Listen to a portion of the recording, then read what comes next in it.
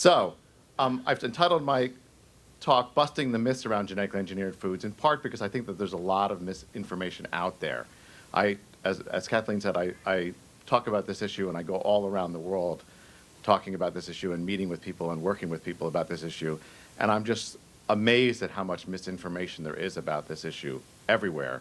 And so I'm using myths as a way to sort of get at the facts around this issue. And that's what I hope to do in the next 40 minutes or so. So what I'm going to first do is give you a little background about CSPI and the Biotechnology Project to give you a little bit about the lens that I'll come at this issue from. Then I am going to spend a couple minutes about what is a genetically engineered food and what is a genetically engineered crop. As Kathleen said, I come from a legal background, but to me the most important thing are the facts. You have to know the facts, and you have to know what this technology is and what it really is to genetically engineer a crop. Because everything flows from that. You have to know what the technology is, what is being done, because all the issues, whether you're talking about regulation, whether you're talking about risks, whether you're talking about benefits, whether you're talking about labeling, really flow from what that technology is, what you're really doing. And so you have to know that. And so I am going to spend a few minutes talking about that because I find people don't always know exactly what is being done. So I'm going to do that. And then I'm going to go through a bunch of myths, some of them quicker, some of them a little slower, and go through them. And through that, talk about some of the benefits of the technology, some of the safety issues, some of the risks, some of the regulations. And then I'll end with some take-home messages and some conclusions. So as Kathleen said, I work for the Center for Science in the Public Interest. It's a food and nutrition consumer organization.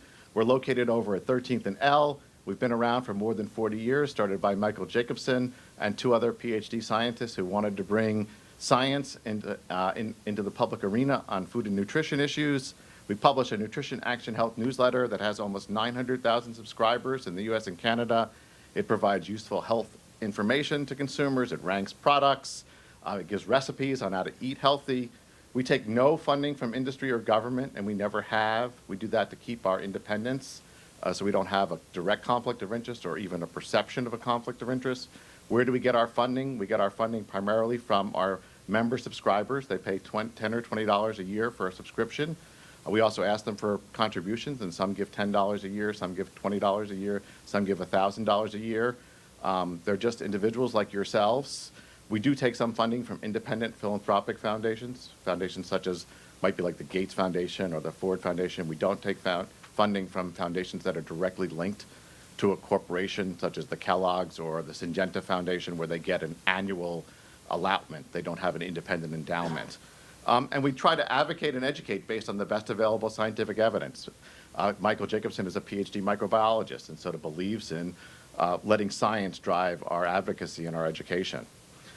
We've done a lot of accomplishments over the years. We've been involved in Nutrition Labeling and Education Act, the Food Safety Modernization Act. I'm not going to go through all of these.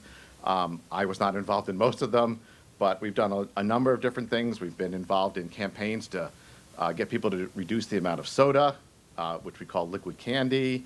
We've been involved in trying to get sodium reductions. So this is a report we did on salt. We've been very involved in trans fat, getting trans fat labeled. We were the first organization to formally petition FDA in 1994. I think that took about 12 years before FDA granted that petition, and now we see that on the label, and now we're trying to get that gotten rid of. It's generally recognized as safe label to that also. So a number of things that we've done. I run the Biotechnology Project, which deals with genetically engineered crops and animals, the genetically engineered foods that are made from those. We have taken some positions that the current crops in the US are safe to eat, that we do have some benefits from those crops, but that those products need to be assessed on a case-by-case basis, and that we've worked very hard to make sure that we have functional biosafety regulatory systems that both ensure safety, but also allow safe products to be marketed. And I'm going to come back to all of those sort of statements as we go through the myths, but I wanted to put those out there so people understand sort of the lens that we come at this from. So, what is a genetically engineered organism, or a GM crop, or a GMO? People use all kinds of different terminology. Well, genetic engineering allows scientists to move a beneficial trait from one organism to another in a very precise way. They find a gene of interest, they insert that gene into the DNA of a plant or an animal cell, then they select for the cell that has that insertion, and then they breed that plant or animal normally. And here's a schematic. So, and this is an example of a genetically engineered organism that is out there today. So we have the DNA from a bacteria. This is a Bacillus thuringiensis single-celled microorganism. In fact, Bacillus thuringiensis is an organic pesticide. It's an organic pesticide that's sprayed by organic farmers. It's been done by organic farmers for 50 or 60 years. In the US, it produces toxins that kill different pests. And here is the gene for one of those toxins. So the scientists find that gene, extract it out, and then there are two different ways that they can insert that into the cell of a corn plant. One is the gene gun, and so you can insert it into the corn plant that way, and then it gets into the first cell of a corn plant, and then it gets reproduced into all the cells of the corn plant. In this case, it's expressed in the root of the corn plant, trying to kill the corn rootworm pest. The corn rootworm comes and eats at the corn rootworm, at the roots of the corn plant, ingests that toxin from that's being produced in the cells of the roots of the plant. The pest dies, the plant is protected, doesn't have the damage from the pest, and you have your corn, and you get your corn from that plant. So that's one of the examples. We call that BT corn with that gene inserted in it, and that's one of the examples out there. As I said, there are two general ways that you can insert that gene into the plant. The other way that scientists use is Agrobacterium. So Agrobacterium is another single-celled organism that is a microorganism that generally infects plants. And when it does infect plants, it takes some of its own DNA and inserts it into the plant cell. So what scientists did was they figured out a way to add some DNA to the plasmid that the Agrobacterium would normally infect the plant cell with. So they add that DNA with that gene that they want to get into the plant cell, and use that as a vector, use the Agrobacterium as a vector to insert that DNA into the plant cell, in this case the corn plant cell, for example, again, and that gets inserted into the plant cell. This is the method that most of the commercial plants are used, most of the commercial crops that we have are used. They use Agrobacterium. They don't necessarily use the gene gun to do that. But those are the two plant cells that they do that.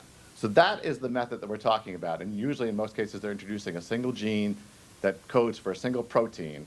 As I mentioned, in most cases, it's DNA from one organism to a different organism. But we'll also talk later, some of the new genetically engineered crops that are coming out.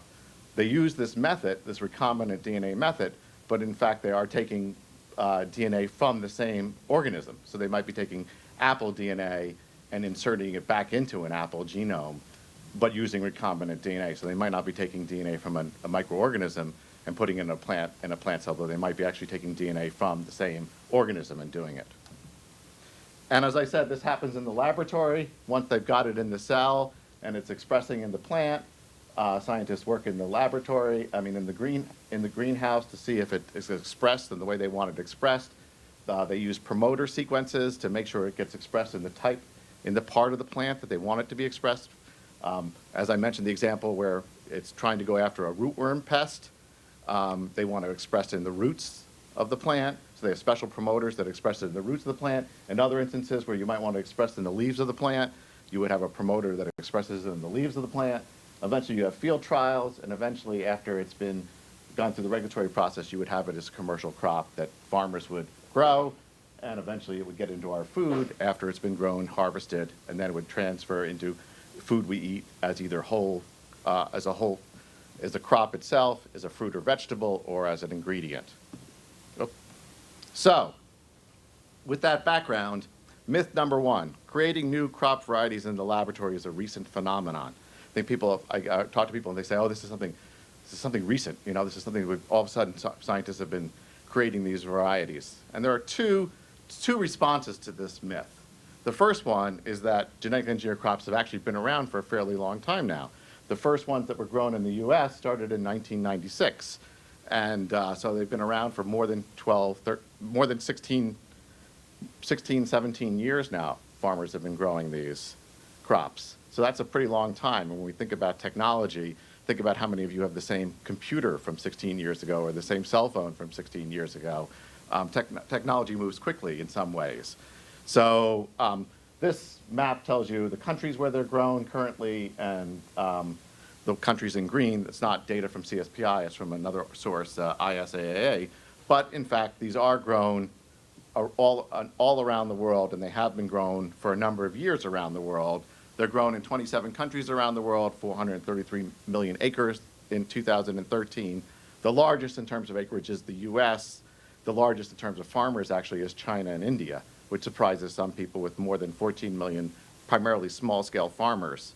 The types of products or the types of crops that have been engineered in the US is corn, soybeans, cotton, canola, sugar beets, alfalfa, squash, and papaya.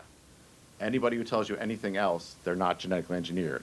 If somebody says, oh, seedless watermelons, those are not genetically engineered. Tomatoes, those are not commercial genetically engineered. And the types of traits, as I mentioned, you're introducing these because they have some beneficial trait. There are 3 traits that are primarily been genetically engineered. Built-in pesticides, that's the one I mentioned there. The BTs, where they've introduced a gene that produces a toxin so you don't have to spray a chemical pesticide. The resistant to an herbicide, so you can spray the herbicide over the top of the crop, so you don't need to spray, so you don't, and it kills the weeds around it without killing the plant. Or the resistant to a virus. Plants can be attacked by viruses just like we can get infected by a virus, and this protects them, almost like vaccinating them. So, and this is data from the United States Department of Agriculture that tells you the percentage of acreage for these 4 crops in the US that are genetically engineered. So you can see that for these core crops, there's more than 90% of the acreage in the US are genetically engineered. So in fact, these have been around for a long time. But the other way to answer that myth about, whether this is this is the first time we've been changing varieties in the laboratory is in fact that scientists have been changing varieties in the laboratory to improve them for farmers for a long, long time before we had genetic engineering. There have been all kinds of methods that scientists have used to improve crop varieties and animals for agriculture that we call conventional breeding. And I've listed a number of them here, whether it's tissue culture, whether it's chemical mutagenesis, whether it's irradiation, whether it's in vitro fertilization, whether it's artificial insemination. But we've been using a number of different methods that scientists have been using for decades to try to improve varieties to help farmers deal with the constraints that they have to produce the food that we all eat. And this is a schematic that came from the Seattle newspaper that talked about, again, some of these other kinds of quote-unquote conventional breeding methods. And so one of my questions to all of you is, have any of you ever eaten ruby red grapefruits? Or golden pears? So do you guys think that those are natural? Nothing's natural. Okay, so both of those were formed in the laboratory. We wouldn't have red grapefruits but for radiation breeding. So scientists more than a couple decades ago took grapefruit cells in a petri dish and bombarded them with X-rays and gamma rays, looked for a mutation. They mutated that DNA, and one of those mutations ended up coming up with a red variety of grapefruits. And they took that and they said, gee, that looks interesting. And that's why we have red grapefruits today. They wouldn't otherwise exist but for that. So they aren't a natural variety. They're not dangerous to us necessarily, but they aren't natural in that sense. And so the same thing with wheat varieties that we've eaten, rice varieties. A lot of the peppermint that we consume in the U.S. that we use, peppermint, comes from a variety created through radiation breeding. So I mention this not to scare people or anything, but I mention it to put in fact that there are lots of different methods that scientists use to take plants that we grow and to change them to try to serve human needs. Another example, pluots. Has anybody ever eaten pluots here? Anybody like pluots? When I grew up, when I was young, pluots didn't exist in the supermarket. I don't know about anybody else here, but there was no such thing as a pluot. Pluots are not genetically modified. They're not genetically engineered, but they also weren't something that existed 25 years ago.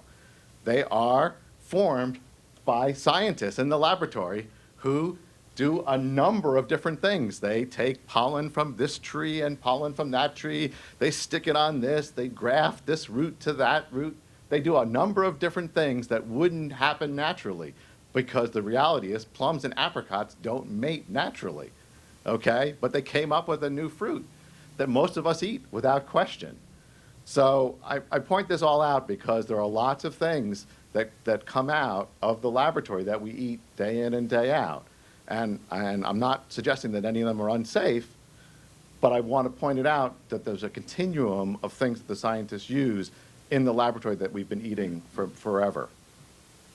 Myth number 2, Monsanto and other seed developers are the primary beneficiaries of genetically engineered crops. If you don't take anything else home from my talk today, I think the one thing you should take home is that for this technology, and I think it's probably true for any technology, you really need to talk about things on a case-by-case basis. Okay? One of the things you'll hear from opponents and proponents of this technology is generalities. And you really can't talk about generalities. You have to look at things case by case. When you're talking about benefits, when you're talking about risks, everything. It depends on the agricultural system, it depends on the receiving environment, it depends on the specific application. And so when you talk about the benefits, you have to look at it case by case. So do the biotech companies benefit? Of course they do. Why would they do this if they didn't have benefits? But do farmers benefit? Yes, for some specific cases they benefit. Does the environment benefit? Yes, for some specific cases. Are there been direct benefits to consumers? Not yet, at least on the for the ones we have so far that I can tell. Here are some of the benefits for some of the crops. Again, you've got to look at them case by case. I'm going to go through a couple of examples. BT cotton in the U.S. This is cotton engineered with a toxin from BT that has a pesticide built in. And the benefit in the U.S. to cotton farmers has been a big reduction in pesticide use. Okay? That same BT cotton is also grown in South Africa. And what has been the benefit there? A big increase in yields. Why? Because there, the farmers didn't use pesticide. They just took a yield loss. So you have the same in fact, crop, but in a different environment, having a very different benefit. That's why you've got to look at this case by case. In China, the same crop, same gene, same kind of genetic engineering. In there, one of the benefits has been reduction in pesticides, because they did use some. But one of the other big benefits has been reduction in farm worker hospitalizations. Why? Because they didn't use the pesticides that they did put on those crops the same way we use them, and farmers were constantly getting ill from them. So again, depends on the environment, depends on the agricultural system. You've got to look at it case by case. So here are some examples of some benefits that we've had in the U.S. Insecticide use in corn production has gone down tremendously because of BT corn in the U.S. That's data from USDA. Here, in fact, you see insecticide use even for non-BT corn farmers has gone down because of reduction in the total population of corn borers. The total pest population in the Midwest has gone down because there's so many adopters that there's been a big reduction. In fact, this is the study that showed that from Minnesota. At the same time, though, herbicide use on corn farmers has gone up. And we'll get to that a little later because they started using Roundup Ready or glyphosate-tolerant corn, and now they have more weeds because they have resistance developing, and now they're using multiple herbicides to deal with the resistant weeds, and I'll get to that in a minute. So again, case by case, you can't generalize. Insecticide use went down, herbicide use went up. On the other hand, herbicide-tolerant crops have led to more conservation tillage, an environmental benefit. So you have to look specifically at the specific benefit you're talking about, the specific crop you're looking at, the specific gene. You can't generalize about these things. Myth number 3, foods made with genetically engineered ingredients are harmful to eat. We hear this all the time. Got to look at it case by case. What are the potential risks that we might look at? We're introducing a gene that produces a protein.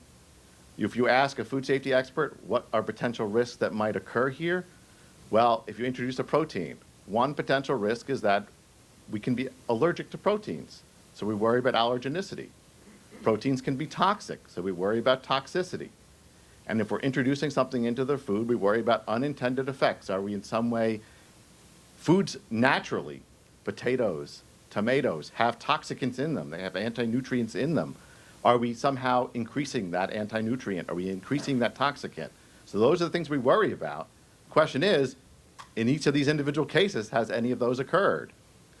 from the data from all the crops that we only can talk about what we have to date, can't talk about things in the future, case by case. There are no harms from the foods made from the current crops that have been genetically engineered. I'm comfortable saying that based on the data from those crops to date. Can't say anything about the future. FDA has reached that conclusion. The National Academy of Sciences has. Even the European Food Safety Administration has.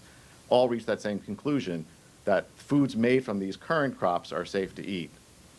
And again, what are these crops used for? And that comes into this decision.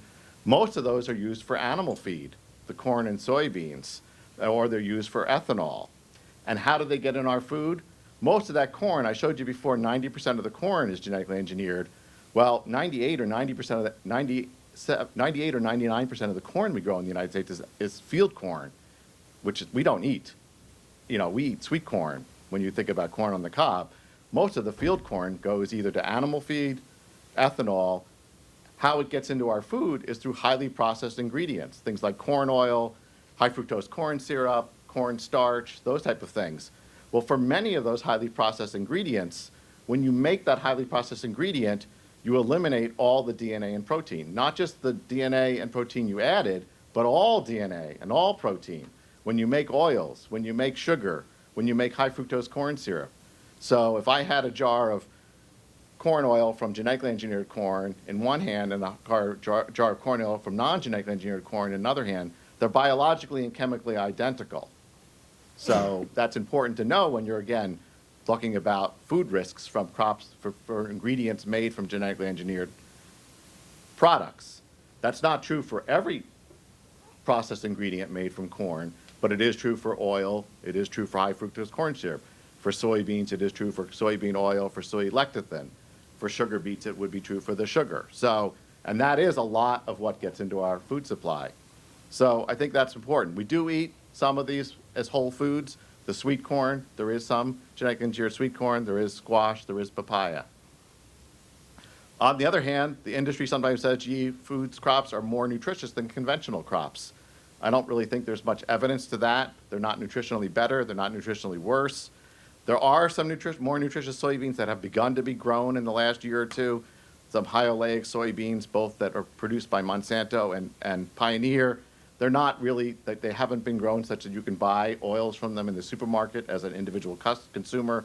They're going to more industrial customers, and they're really in small quantities so far. Monsanto hopes to have an omega-3 soybean oil that will eventually make it again to consumers, but they're still years off. So for the time being, they aren't more nutritious at this point. And of course, people always talk about golden rice, which still is not a commercial product, and it would never be a commercial product in the U.S. It's for other markets. The other myth that the industry always says is, you know, the FDA approves these foods and ingredients before we eat them. That is not true.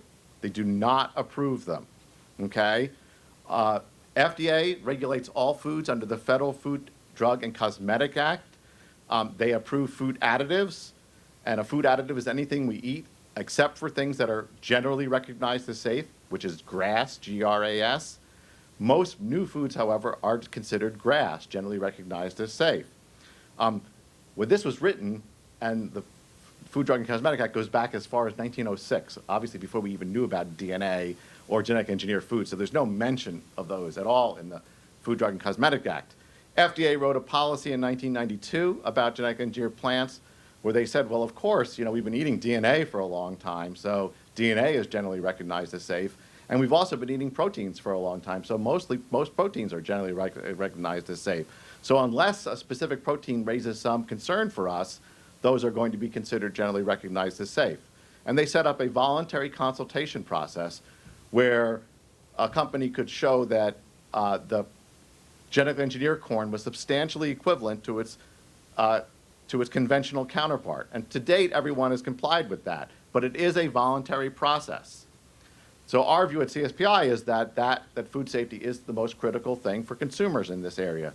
We want to know that consumers want to understand that these foods are safe, and that consultation process is not sufficient. We've looked at the reviews of those. We think they're not comprehensive. At the end, what FDA sends back to the developer is a letter that says we have no questions at this time that your product we have no questions at this time about the safety determination that you've made about your product. You're responsible for safe food. So they sort of pass the buck. They never say, we think this food is safe, or we agree with you that this food is safe. And so the public never has a statement from FDA saying, we think this food is safe. And that's what we think is important. And so we've advocated, and I've been advocating for 12 years now since I got to CSPI, that that should be updated to a mandatory pre-market approval process. I worked with Senator Durbin a number of years ago, introduced legislation about that, which never went anywhere. The industry was against that. We're trying to get that reintroduced, and we're trying to get more industry support for that, where we would have a pre-market mandatory approval process that would say, where FDA would have to say the food is safe before it entered the food supply. Our view is that that is important. We think it would improve consumer confidence here. That is independent of the statement that these current crops are safe to eat. That's a safety determination. This is more of a legal determination and a confidence-building determination. But we think that this adds a layer of safety, because while the current crops are safe, as you move forward and we get more complex things, we think it's important that we have that independent safety check. Myth number 5, and this gets to, issues about sustainability. Genetically engineered crops are environmentally sustainable. You may see some of the biotech companies sometimes have advertisements saying that their crops are sustainable and things like that. The question is, are they sustainable or not? The short answer is, the way they're currently grown, no. Could they be? Yes. So, herbicide-tolerant crops are the example I'm going to give, because I can't go into all of them. So these are crops where they've been engineered so you can spray an herbicide over the top of them. The crop doesn't dry, but the weeds around them die. And last year there were 130 million acres of herbicide-tolerant soybeans, corn, cotton, et cetera, most of them tolerant to the herbicide glyphosate. Glyphosate is a broad-spectrum herbicide. It's easy to use. It's cheap. It promotes no-till agriculture. Charles Bradbrook said it's one of the safest herbicides ever marketed. It is, about as environmentally benign as you want to get an herbicide to be. It's relatively good to use if you use it right. Using it year in and year out, on the other hand, has led to 14 weed species in 22 states since we started using glyphosate-tolerant crops that were genetically engineered. So you're using this cropping system that has these seeds in conjunction with this herbicide. And so I'm going to use this as data from Syngenta. This is on their website. They first started growing these crops in 1996. So in 1998, we had one glyphosate-tolerant weed species, okay, in the whole country. 2004, 5 weed species. 2008, 10 weed species. Now look where their coverage. 2012, 14 weed species, 22 states. Look at the coverage. Why? Overuse and misuse of this cropping system, these GE seeds with this herbicide. More data. This is in the most recent EIS at USDA for the 2,4-D crops. This is data from Dow AgroScience, okay? This is farmers growing soybeans. This is the sites of action. This means that they used herbicide. How many different sites of action, how many different kinds of herbicide did they use? So here's showing that most farmers who are growing soybeans primarily used one site of action of herbicide when you would want them to use 2 or 3, okay? It did decrease over time. Corn, a lot of them use more than one different kind of herbicide, okay? But now look here. When they use a single herbicide, the blue is all glyphosate. Look at this. By 2011, look at this, 90+% of, if you're using a single herbicide, they're all using glyphosate. Look at soybeans, it's ridiculous. They're all using glyphosate. So you would expect glyphosate-resistant weeds. Any weed specialist would tell you. I don't know if there are any weed specialists in GW. You guys aren't an ag school, but if I was giving this talk at Iowa State or Michigan State or anywhere else, they would all tell you, no surprise you have all those resistant weeds if this is what the planting is going on there. I mean, anybody would tell you that's going to happen. So, the industry solution is, we're going to come up with the next herbicide-tolerant crops. We're going to do herbicide cocktails. We're going to stack these. That's the solution. CSPI, we have a different view. let's restrict how we use these. Let's use them judiciously. Let's have integrated weed management. It's not that we can't use these sustainably. We know what to do. The weed scientists tell us what to do. It's that the behavior, we know the behavior is that people are choosing not to use the behavior. They're sort of doing, industrial agriculture as usual. So, you can use them in a judicious way if you have integrated weed management, if you rotate your crops, if you rotate your modes of action. So the question isn't whether they could be used sustainably, is that are we willing to use them sustainably or not? Right now, we're not using them sustainably. They could be used sustainably. Myth number 6, getting a little more controversial here. Mandatory GE labeling leads to consumer choice. Okay, question, does it or doesn't it? I'm going to talk about this based on facts or based on what I've seen happen around the world, okay?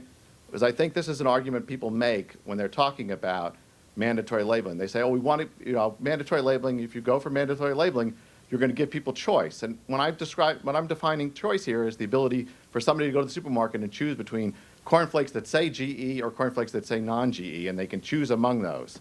Unfortunately, though, I think the reality is wherever there has been mandatory labeling, that is not what actually happens in practice. So a little background, there have been labeling bills in California. Many of you may or may not know, in Washington State, there were 2 initiatives. Both of them didn't pass for mandatory labeling. There have been mandatory labeling bills that have been enacted in Maine and Connecticut, but they're contingent on other states around them passing, so they don't have mandatory labeling there. There has been a bill introduced in Congress that hasn't gone yet to any full vote or out of committee yet. There is mandatory labeling around the world. There are some 62 countries. I've not updated that, so don't quote me on that number, but there are a lot of them. But I'm going to put those countries into several categories. A lot of those countries are countries that don't have any GE foods. So it's very easy to have a labeling bill, mandatory labeling, and they don't have any foods that are labeling. I go to Africa all the time, and a lot of them have mandatory labeling, but they don't have any foods that are labeled. So there is no choice in those countries. The European Union also has mandatory labeling, and on the whole, there isn't any choice. Most of the foods and most of the manufacturers have chosen to not label, and they've chosen to source non-GE. And so there are a few foods that are labeled, but in most cases, they've chosen to not label for whatever reason. Sometimes it's to avoid pickets from Greenpeace or to whatever. Sometimes it's, for whatever reason they've chosen not to do it. And so there isn't, the consumer doesn't necessarily have that choice in the market. It's not they can't choose between cornflakes with or without. They only have the choice of cornflakes without. In Asian countries, which have mandatory labeling, most of those statutes have a lot of exemptions. So they only require labeling of the top 3 ingredients, or they exempt soybean oil, or they exempt other things. And so most of the things that would be labeled in those countries are exactly exempt from labeling. So they also have a situation where nothing is really labeled in reality. So the only country that I'm aware of that actually has labels is Brazil.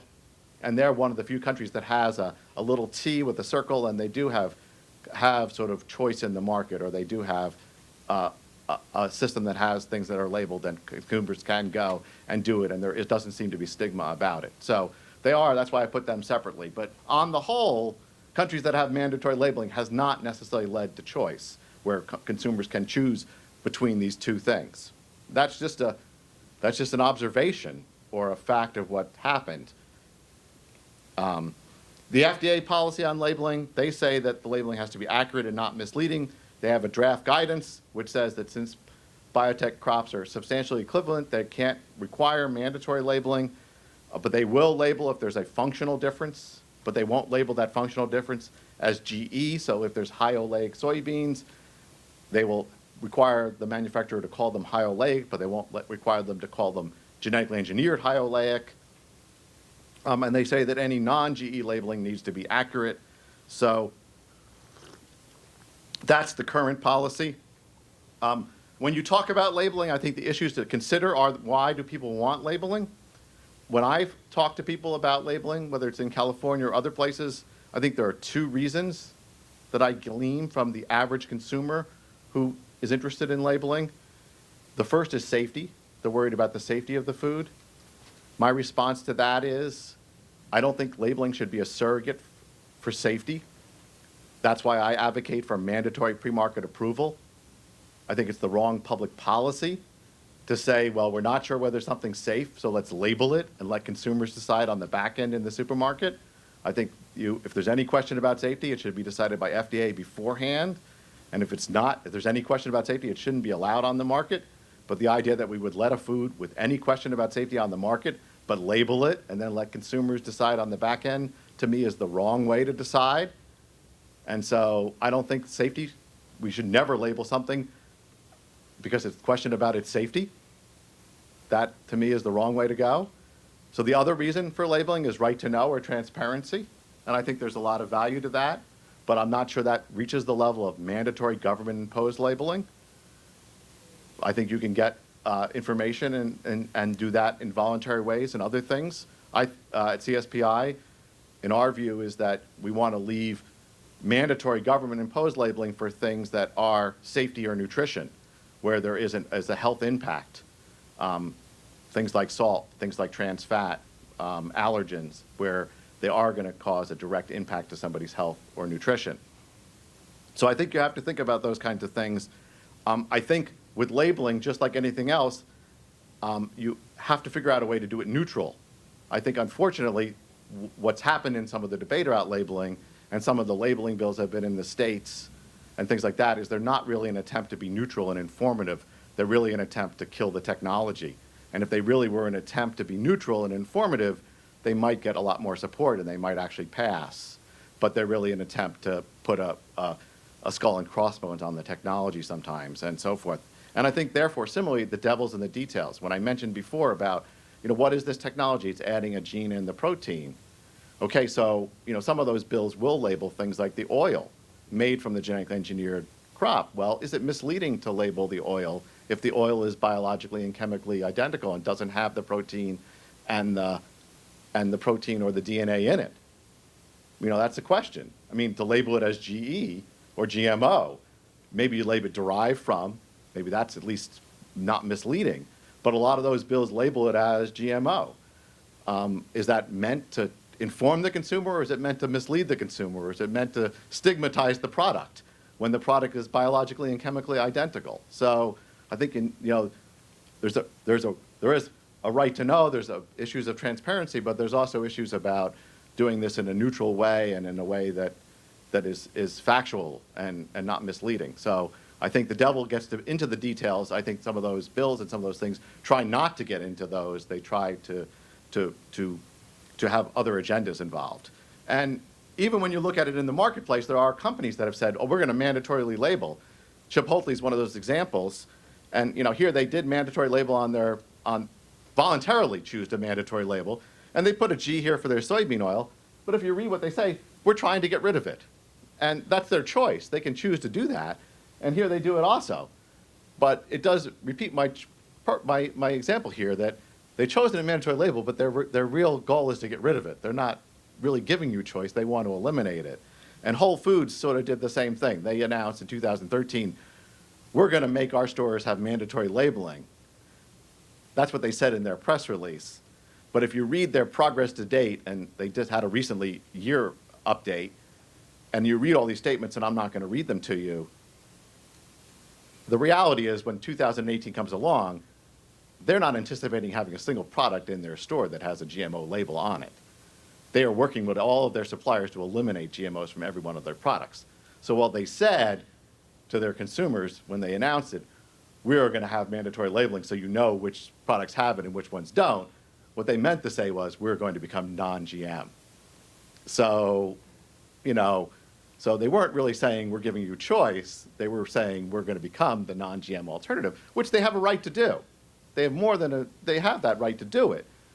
But they're not really, and then that's their choice to do in the marketplace. I have no problem with them doing that. But it again shows that when they make announcements about mandatory, what usually they mean in the end is eliminating it, not really giving that choice. My final myth is most U.S. consumers know about and care about GMOs. one of the other things I hear all the time in the GMO labeling debate in particular is this number from the New York Times that says 93% of consumers want labeling. And this poll that came out in the New York Times really never had any details behind it. It was this 4-paragraph story that didn't have any of the data from the poll or anything. And I don't doubt that poll, but there was a poll that came out from Rutgers in November that I think was a real independent poll, which I think had some very interesting information, so I wanted to give that to you. So they asked consumers, and I think Rutgers is a university like GW. They had no fight in this battle. They really wanted to ask consumers in a very open-ended way about GM labeling as well as other kinds of things to find out really what they knew about this technology and what they felt about it. And so they asked, what information would you like to see on a food label that's not already there? And as you can see here, almost 60% of people said no additional information was needed. 7% said GM food labeling. 6% said information about where the food was grown or processed. So it gave you an example that, some people said they wanted food labeling, but GM food labeling, but some people said other things. And when they asked, participants believed that it was very or extremely important to have information about the product was GM, and they compared it to all these other things, whether it was hormones, pesticides, antibiotics, allergens grown in the US, pretty much everything came out equal, which is what I would expect, because as a consumer, if somebody asked me, do I want more information about any of these things, why would I say no to any of them? And in fact, what's interesting about this is this one is the one that's required by law. And that didn't come out much higher than all these other ones. And none of these other ones are required, but this one is required by law. And it's interesting that that one didn't come out any higher than all these other ones, which aren't necessarily required by law. But it showed that, when asked when asked in this way, GM was important, but no more important than all these other things. And then when they asked how much do American consumers know about genetically engineered foods, 25% said they'd never heard of it, 54% they said knew very little or nothing about this. And that's sort of consistent. I've been meeting with some retailers around the country, and when they poll their consumers who come into their stores, generally this is not a high, this is not a high important issue on their radar screens necessarily. But then I'm not sure you can read this one on the bottom here. It doesn't really come out in the thing. But this one said, yet 75% believe that genetically engineered foods should be required to be labeled. So you had an issue where 54% they know little or nothing, and yet 74% wanted to be labeled. So there's sort of this disconnect between not knowing anything, never heard of it, and yet wanting it to be labeled type thing. And then they asked them, when surveyed about these foods, are you aware of them being in the supermarket? And 43% said they were aware of the ingredients being sold in the supermarket, but only 26% believed that they had ever eaten foods with these ingredients. And then they finally asked, of the consumers who said they were in the supermarkets, where they were in the food supply. And this was interesting because all the ones in the blue, which I hope you can see, are actually ones that are genetically engineered. The ones in red were things they thought were genetically engineered that weren't genetically engineered. And as you can see, there's very little consistency here. So what I glean from all this is that, again, consumers want more information, which I think is good, and I wouldn't be surprised, but I don't see these things showing that consumers know particularly more about this topic than a lot of other topics, or seem to hold this topic more near and dear to their heart than a lot of other topics about food. And so that doesn't suggest to me that this necessarily gleams a public policy solution such as mandatory labeling more than other topics might gleam, but doesn't mean that we shouldn't educate people more about it or be more aware about it, but it suggests that there may be a disconnect between the stuff we read in the newspapers or what we hear from different interest groups than what the general public may know about this.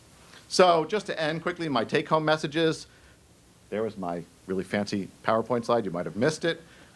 Biotechnology is not a silver bullet. It's not going to solve world hunger or food insecurity. It's not going to solve every constraint that farmers have in developed or developing countries, but I do think it can solve specific agricultural production issues for some farmers. It can provide some benefits some environmental benefits, maybe some consumer benefits at some point. I think it can be applied safely. It's not an ultra hazardous technology in any sense of the word. I think it's going to continue to be controversial. There's no question about it. It's not going to go away. It's not going to not be controversial. Products on the horizon, I think, are interesting. I'm not, one of them is the non-browning Arctic apple. I don't really think this is the big consumer home run hit in terms of a consumer beneficial product. What's interesting about this is it uses apple DNA, so it uses endogenous DNA, so it's a little different. I don't think most consumers are going to get that and notice that difference, but it is a little different because of that. Similarly, the innate potato, which has lower acrylamide, which could be a consumer benefit, but again, I don't think consumers have really understand acrylamide particularly well. It also uses only endogenous DNA, but so that's another one that's on the table coming in. But those are they are not for animal feed. Those are only for a consumer market. They're only for human consumption. So they'll be interesting to see how those play out. The citrus greening, this is much farther down the line, but this is more interesting because if the citrus greening disease really takes hold in Florida, we may all be buying our orange juice from Brazil. And that's going to be a big difference. And this may be one of the solutions to that. And I like my orange juice in the morning, and a lot of other people like their orange juice in the morning. And so this may be a solution, and this may be a real benefit that consumers may have. And so this could be that first real beneficial product that may make a difference. It's still a ways off, and it's not the only potential solution to this problem, but it is one of them that's being looked at. So it's something to think about. What are my take-home messages? I mean, I think the current crops are safe and provide some benefits. I think they can be part of sustainable agriculture and a tool for farmers, but I think it all depends on how they're used. And right now, I'm very concerned about the way they're used and the resistant pests and resistant weeds that are developing. I think everything's case by case. And I always say, especially to student audiences, ask questions, require facts, whether it's of me, of anybody else, on the internet, of newspaper reporters, everything you read, really, everybody who talks about this, really delve into it because, this is the topic of misinformation out there. I think getting FDA more involved is critical to this technology and its success in the future. I think regulations are necessary and more improvements are needed. I mentioned one at FDA. I didn't go into the other agencies. I could have, but I left this more general. And I think it's complicated. I mentioned the technology, but everything flows from that initial part of the technology. I haven't mentioned things like coexistence and the trade issues and other things. But, one thing about this technology is you cannot see it from the naked eye. If we were in a cornfield, you can't tell which plant is genetically engineered and which one isn't. And so everything gets very complicated very quickly because of that. So I'm going to end there. This is a pamphlet I have on my website that has frequently asked questions. It's freely downloadable, as well as all of my other articles I've written and comments I've written to the agencies. Feel free to go and take that. Here's my website and email site. If I don't answer your questions today, feel free to email me. Just remind me that you were at this talk, so I respond to your email. But I'm happy to take questions now and have a discussion.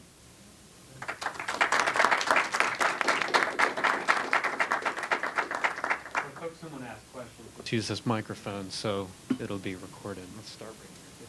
I'll let you just pass it down. Sure. I'm Joseph Nelson. I'm a student at the George Washington University. I have a bit of a background with the World Food Prize and spent some time interning with USDA. I had a question about the recent FDA overhaul of labeling and the impact of it on GM labeling as well as overall the work you deal with. And there was obviously an intentional abdication of not needing GM to be labeled. And I was wondering if that was just a fight they didn't want to take up, if there was a large discussion of it and it was determined they didn't want to get into those issues, or how that impacts the future of GM labeling.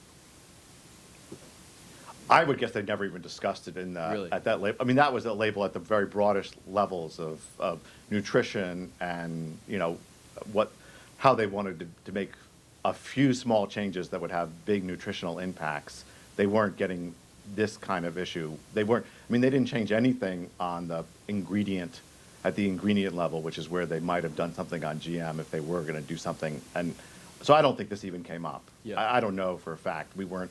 At CSBI, we were not allowed, we weren't in the discussions. Those were all internal agency discussions. And now they'll be taking comments on the draft labeling. So we weren't involved in the discussions that they were using. But I think their goal was to slightly modify and improve the current label with nutritional information that they think has updated based on on changes in nutritional diets and so forth and so on, but not at the related to GM at all.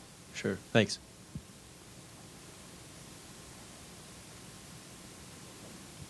Thanks.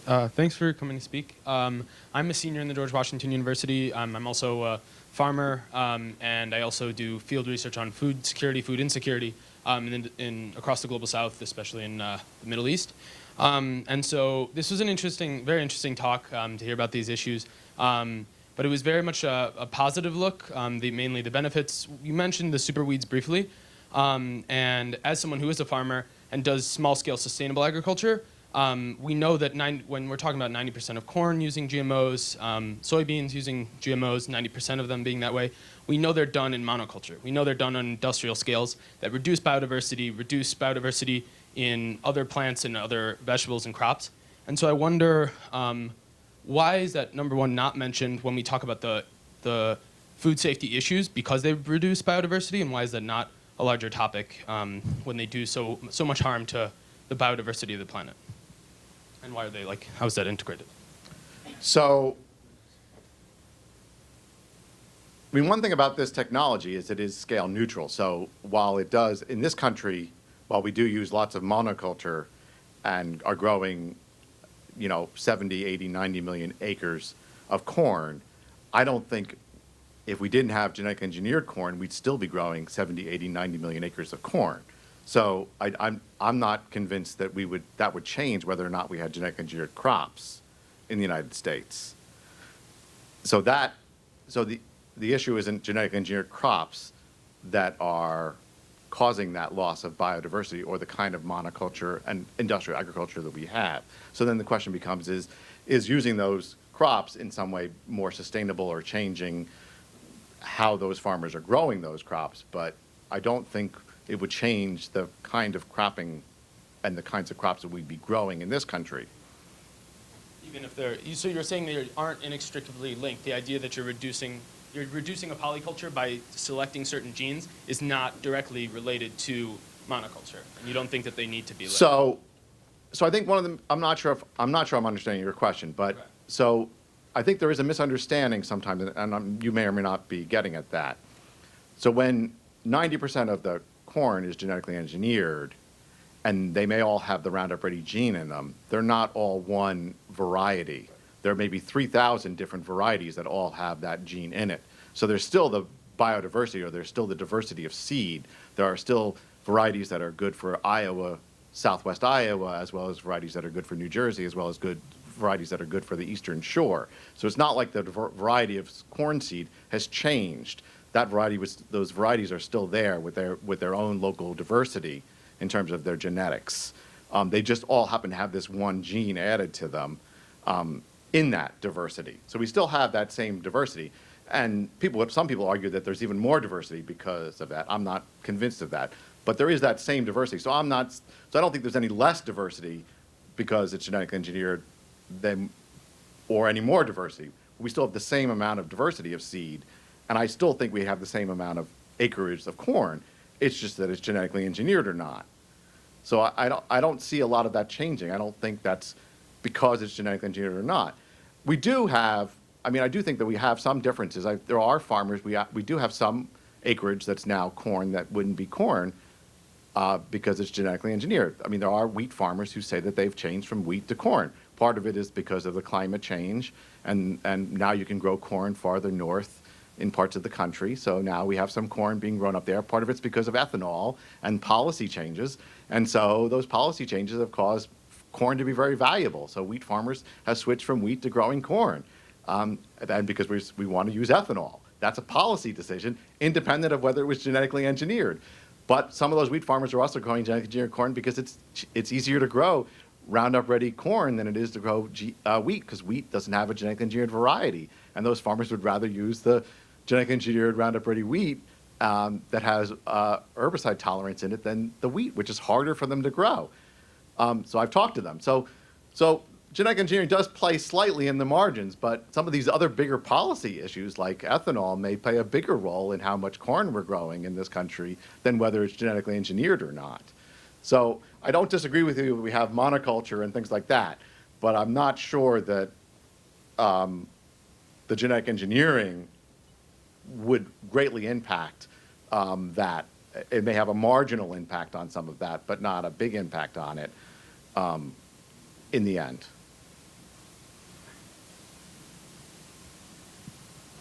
Thank you.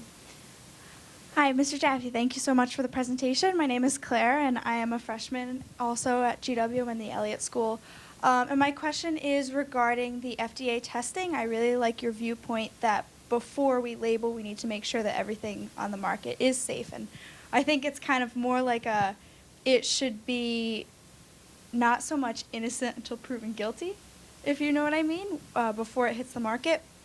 So when we're talking about like a Roundup Ready variety of corn, how much would the testing be focused on the chemicals that are being put on the corn in addition to the gene? Because I think that is one of the bigger factors that can influence the concern of the American consumer and food safety. So I'm just wondering, testing between the actual gene and then what the actual gene allows farmers to put on the food. Okay, good question. So our regulatory system is not ideal in this country. We have, in fact, my organization has been arguing for I don't know how many years to have a single food safety agency. I think there are some 20 different agencies that deal with different issues around food safety. And we've argued that there needs to be a single food agency in the government that would do food safety regulation based on risk. And that doesn't happen today.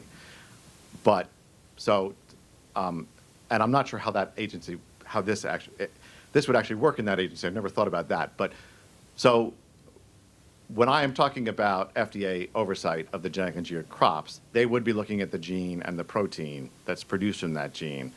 Because right now FDA looks at the foods that enter our food supply, and that's what they regulate, foods that enter our food supply, except for meat and poultry and eggs and a few other things. Kathleen would know better than I do which things they are in charge of, but FDA is in charge of fish and fruits and vegetables and certain things. The USDA is processed eggs. Uh, FDA is the other. Okay, so FDA would be in charge of the fruits and vegetables, so these genetic engineered crops. So they would be under my proposal, the genetic engineered crop. They would be regulating the crop, and so they would regulate. They would have to approve the gene and the protein that's made from that gene, and they would check to make sure it's not an allergen, make sure it's not a toxin. They'd make sure that nothing that we eat, that food we eat, is not harmful. They don't regulate the pesticide or the herbicide that's sprayed on that. Right now, EPA regulates that. And I didn't talk about that today, but they regulate that under the Federal Insecticide, Fungicide, Rodenticide Act.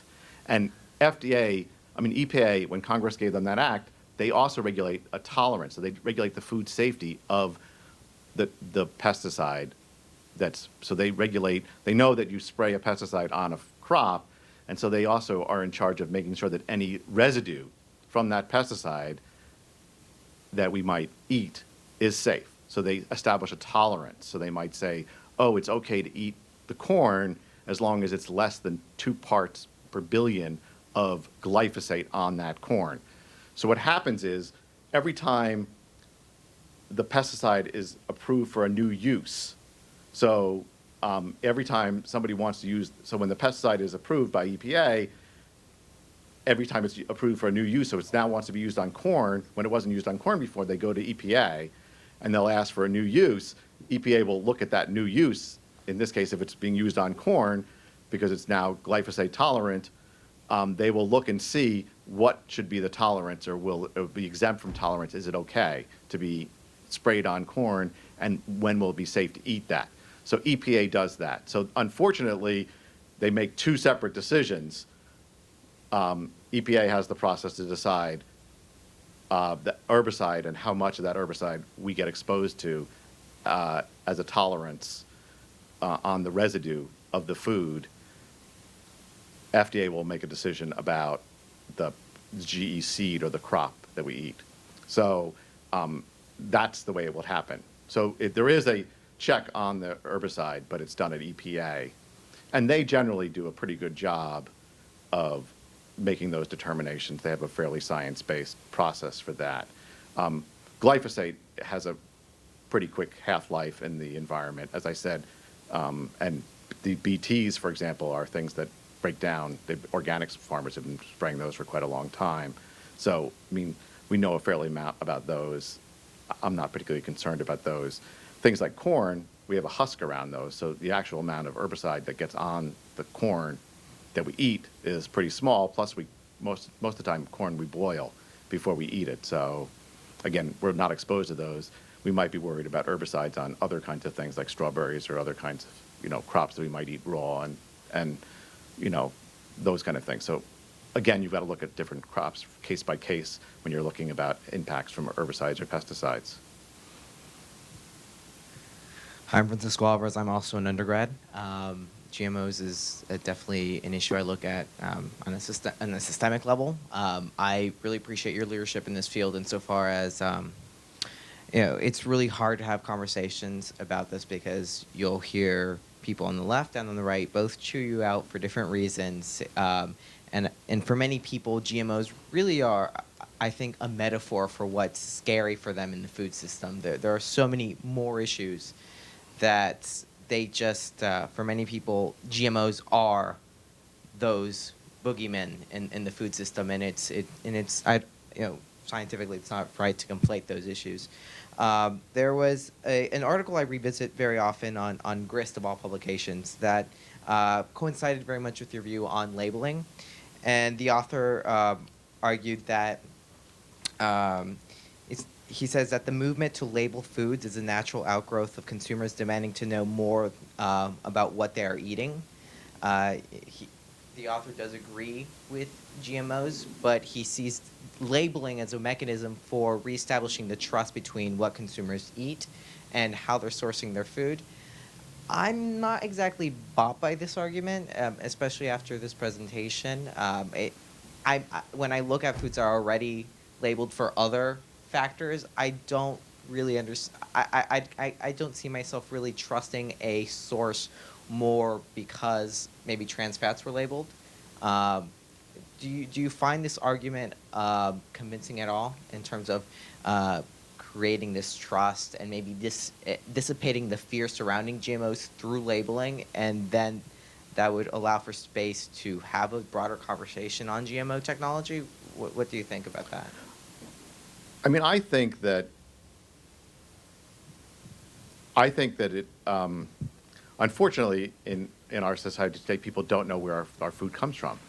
And I think we just need to begin to have a conversation of where our food comes from and more about how our food is produced and what we're eating and all of that information about it. And so that, to me, is the beginning and start about this. And unfortunately, if you jump from the supermarket to GMOs and you skip all the things in between, GMOs sound very scary.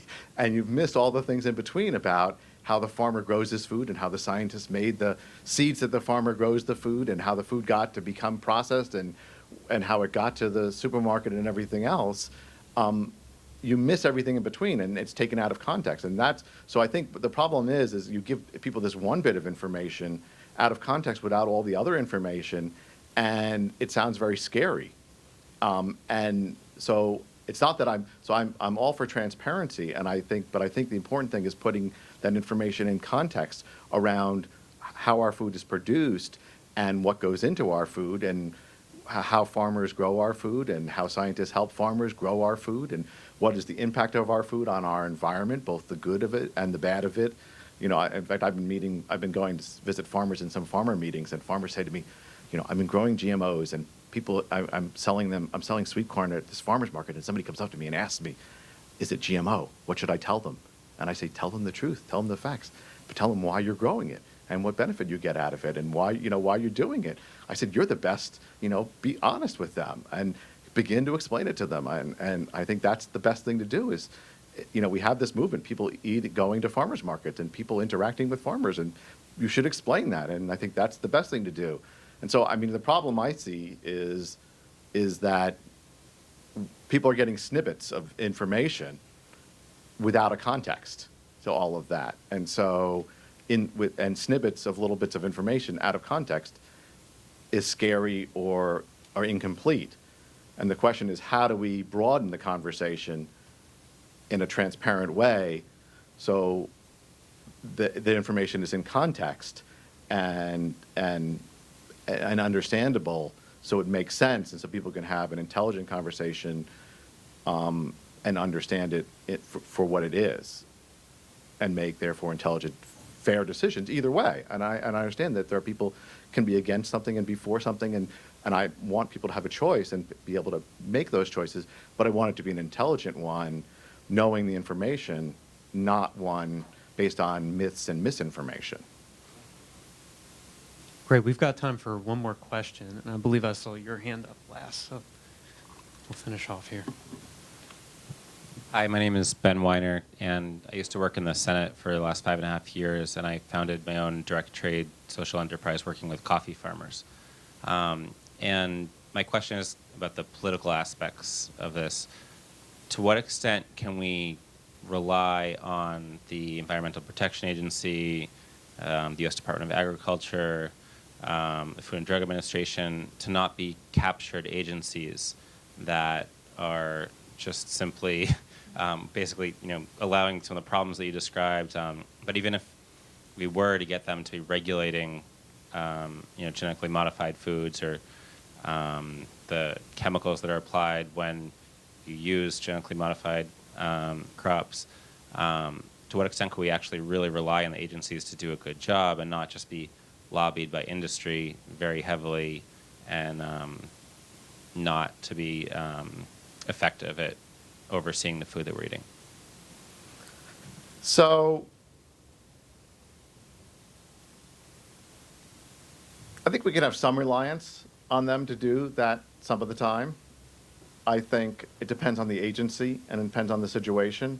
But I know there are people in each of those agencies who want to do the right thing, and I think there are scientists and there's evidence to do the right thing, and they need help. And that's one of the reasons I and people at CSPI and other organizations write comments and try to give them the evidence and the support to do that. And so, and sometimes they have to fight the political will sometimes to do it, and sometimes they're successful and sometimes they're not. But I do think that they will do the right thing in situations, so not always. And I think it depends on the agency. I've seen more success at EPA, for example, than some of the other agencies in terms of not being captured. But I do think that it can be done. So I do think that I think it can be done. I hold out hope. I've been in the agency and I've seen it from both sides. And there is a lot of pressure at times from the industry, but I also think that there also is a interest in those agencies to do the right thing and to take the long-term view and the public interest view. And so I think there is that viewpoint in each of those agencies. And so I think there's that struggle that goes on. So I don't think that it's simply a rubber stamp that they're going to do what the industry says. Awesome. Thank you so much, Greg. Round of applause for Greg. Appreciate you being here. And thanks to you, Kathleen, for co-sponsoring this. For students who are in the room, if you want to come work with Planet Forward, we have internships that are available every semester. Joy's an intern. Or wave to Joy. We take people from all backgrounds. You don't have to be some kind of digital media guru to come work with us. But we'd be interested in having you. If you want to come talk to me about that, feel free. We also have a class going on this fall, the Planet Forward class, where we do some digital storytelling, get to work with great folks like Greg Jaffe and talk about these critical issues. So if you're interested in that as well, talk to me. Happy to chat about it. So thank you so much for being here. Appreciate it.